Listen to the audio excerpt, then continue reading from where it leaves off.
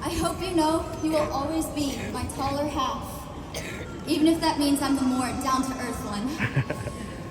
Welcome, parents, teachers, administrators, honored guests, regular guests, and, of course, the class of 2024.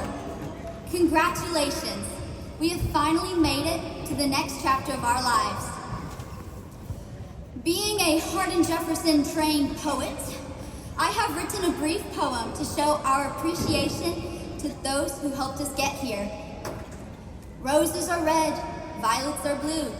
To the staff who clean and cook, we thank you. Our teachers, our patient guides to this stage, we thank you for teaching us to act our age. We thank you for always being there. We thank you for all the knowledge you share. For keeping us on our toes, for deciding the yeses and nos. We thank our school board for the choices you chose. To the administration who run this crazy zoo, who come to our games and care about what we do, we thank you for always coming through. Here at HJ, hawks fly higher, but who has watched our nest? Who has lit our fire? You raised us, fed us, showed us how to adult. Parents and guardians, we thank you the most. Now, for a few specific adults who have made my high school experience memorable. As I have competed at regionals and state and UIL journalism, I wrote a few breaking news headlines to show my appreciation for your support. Goolsby goes Gatsby. Book characters show up for wild literary dinner in the English hall. The key to Miss Key. Psychologists remind students to be good to their brain cells. Thomas for the win. Government test has 10,000 questions.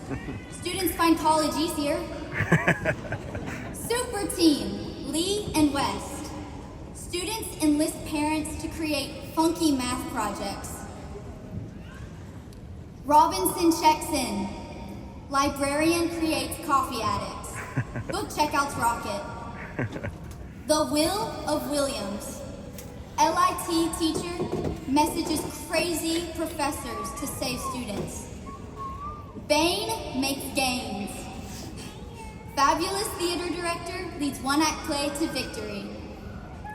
Ramble Trammel. Band director cooks great barbecue, blessed with amazing drum majors. Go, go, Power Grangers. Coach has 3 birthdays in just 3 weeks. Students claim they didn't tell the waiter anything. On McLeod 9, counselor looks over valedictorian speech, loves it so much she frames it on her wall. She said that isn't gonna happen. And lastly, Brown wears the crown.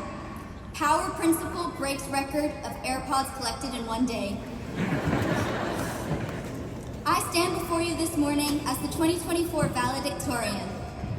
I am the middle child of a middle child, so I usually don't get this much attention.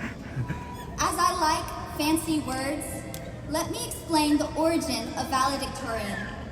It comes from the Latin phrase valedicere, which means to bid farewell. So, as we finish our graduation ceremony, let us bid farewell to high school and look forward to the next chapter of our lives. High school has been a wonderful time of preparation. Some of us have learned how to read music, draw faces, or even build a rocket. As a class, we have answered ontological questions like, what is the mitochondria? Physiological questions like, where is the mitochondria? Even existential questions like, why is the mitochondria? However, the greatest lessons we have learned, besides the mitochondria, are not technical skills. In this wild ride of high school, we have learned to deal with all kinds of people, push through painful times, and build relationships. Of course, we still have much to learn.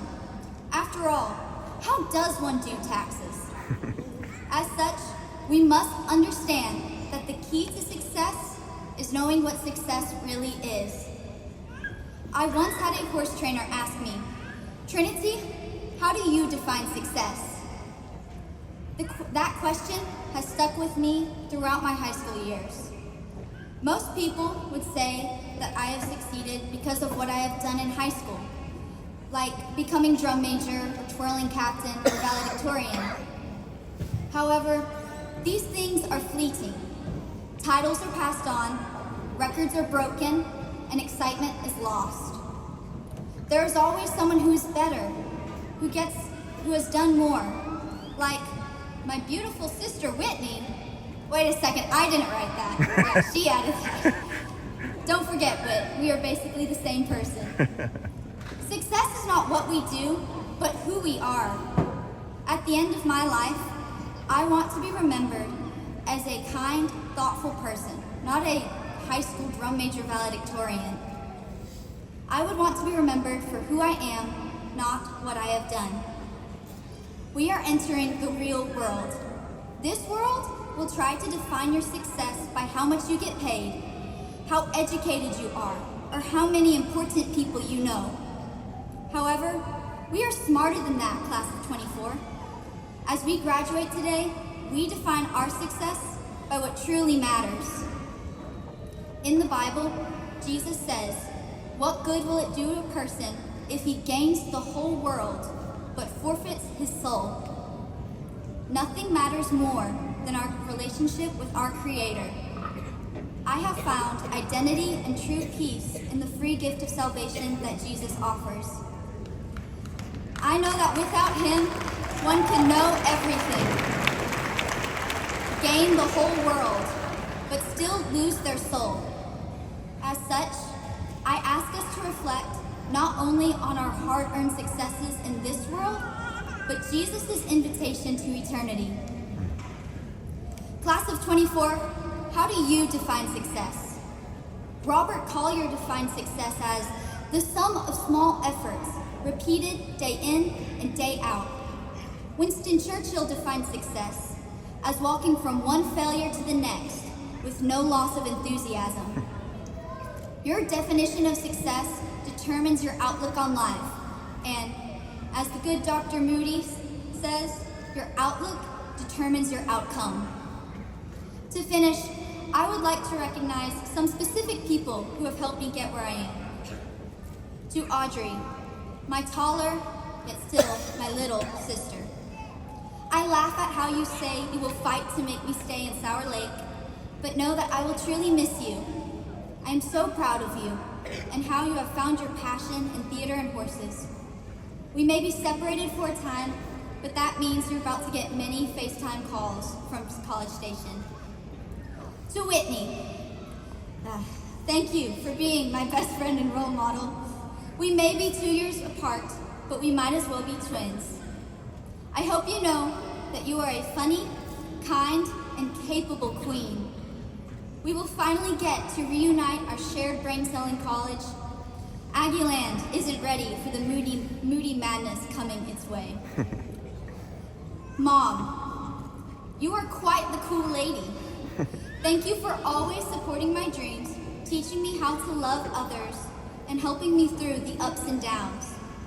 I know those nights after surgeries were long and bloody, but your tender care is beyond appreciated.